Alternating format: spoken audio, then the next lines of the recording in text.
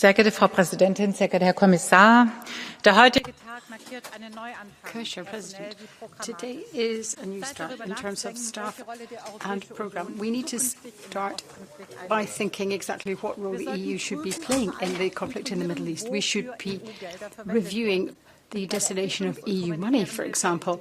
Development and humanitarian assistance is very important, and it's at a high level from the EU, but it must not be used in ways that allow it to be channeled into terrorist purposes.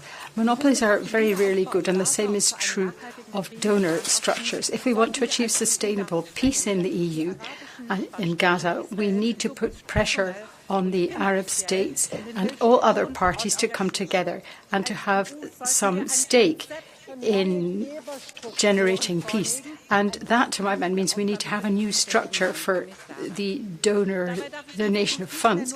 And I hope the new Commissioner will deal with this. It is not either just a question of management of refugees. We need to create jobs, we need to have better framework conditions for the economy, and we need to provide proper prospects for a genuine future for the people of Gaza. This can only happen if Israel is a stable partner and if the private economy is involved. So in Gaza, we need to achieve what we've achieved elsewhere. We've got to ensure that there are genuine prospects for people of having a job and a life in their homeland, and they're not going to be driven away by hate speech and attacks. We also need to have a much more coherent and focused policy to support the Palestinian Authority. This is something which I think is very important and is not sufficiently addressed in our current packages.